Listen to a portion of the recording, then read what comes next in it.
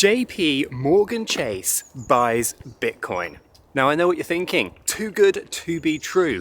Let's roll that intro and then discuss what's going on in the crypto space.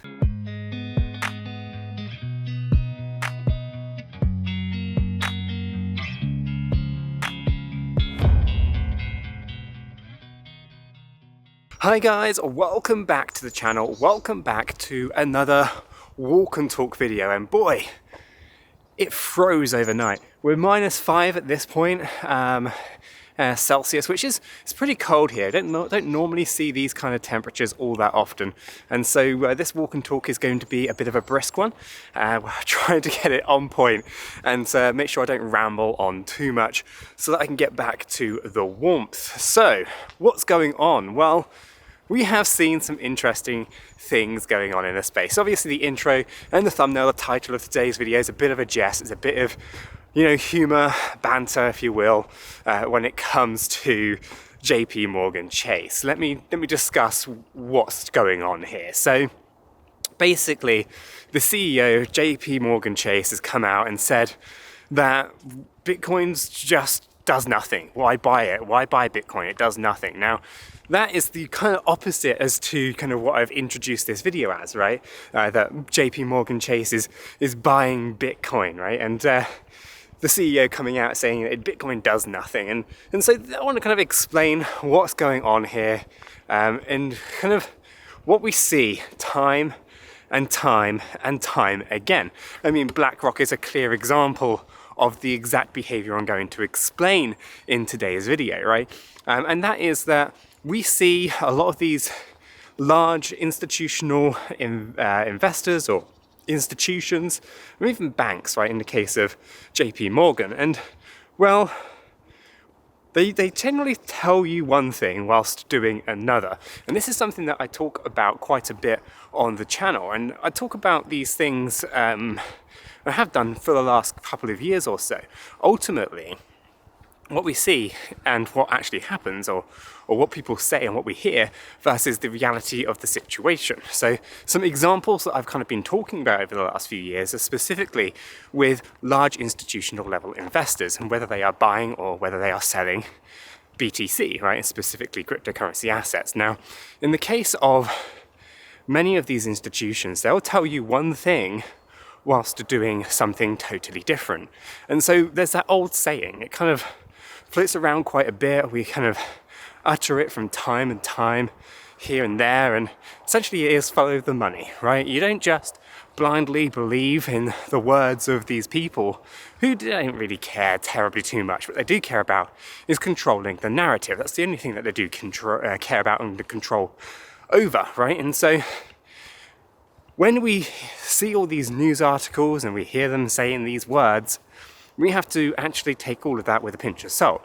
And instead, it's better to actually follow their actions than it is their words. And so in the case of 𝗕𝗘𝗪𝗧 Chase, with the CEO coming out saying, it's inevitable that it's going to crash down, it doesn't do anything, right? Happening right now. And didn't say this, didn't come out with all this kind of coverage on negativity on the lead up to the Bitcoin spot ETFs, but only afterwards. On the lead up, of course, we saw nothing but positivity in the case of, Bitcoin. Bitcoin's, it's basically digital gold. Bitcoin's going to $600,000 and so forth, right? Now, of course, the Bitcoin spot ETFs are out there. We've had a little bit of a sell the news event. Now the negativity starts coming out. So you follow their actions, not their words. And so I wouldn't be surprised if 𝗕𝗘𝗪𝗧 Chase and many of these other institutional level investors are, of course, buying Bitcoin rather than just telling you that it's doing nothing. It's clearly a woodpecker up there as well. And so I think one of the most interesting things when it comes to the crypto space is the ability for retail investors to be influenced and to be manipulated by what they kind of hear and see in the space. And obviously, I've done a lot of videos with my bearish narrative on the crypto space for a while now, and it wasn't always this way. I'm incredibly bullish in 2020 and 2021 on the channel, videos, making all sorts of, crazy price predictions based on kind of, these kind of news outlets and the belief of following what people are saying and all these kind of things. And yet the reality of the situation is that the opposite is usually true. Ultimately, if people are telling you to buy, you should be selling.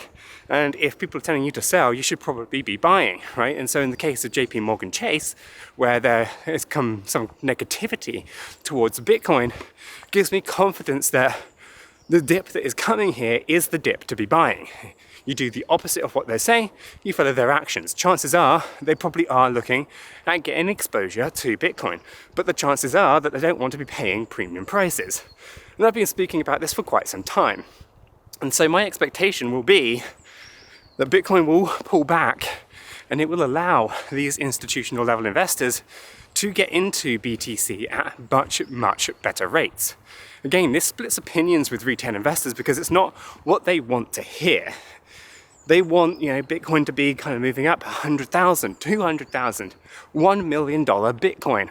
And we all want this. It's just very unlikely to be the case. And so we need to be realistic with our expectations on where we think Bitcoin can go in both the short, medium, and of course, the longer term. I'm really bullish on cryptocurrency assets on the longer term, right? When we talk about, the end of 2024, beginning of 2025. But the short to medium term can't be overlooked. We need to take it very seriously. Ultimately, Bitcoin and these cryptocurrency assets do need to see a cooling off. We've started by testing around the $42,000, $41,000 levels, but we are nowhere near where we need to be just yet. And so this is a hard truth, that Bitcoin is likely to pull back. Bitcoin is likely to correct down lower than $40,000. And that is the opportunity. I've been banging on about it for such a long time. We are finally getting closer to that opportunity to build out those positions at a cheaper rate. And of course, what comes after is something that many retail investors who haven't experienced the bull market yet is going to be absolutely insane. We're going to see parabolic moves for Bitcoin, moves that a lot of retail investors only ever dreamed of and didn't even think was even possible. We'll see what happened in 2021 and potentially even exceed those expectations, considering ETFs going live and all that wonderful stuff. And it won't stop with Bitcoin or Ethereum either. I wouldn't be surprised if we start seeing a lot more ETFs firing up. XRP, Solana, Cardano, the list can go on.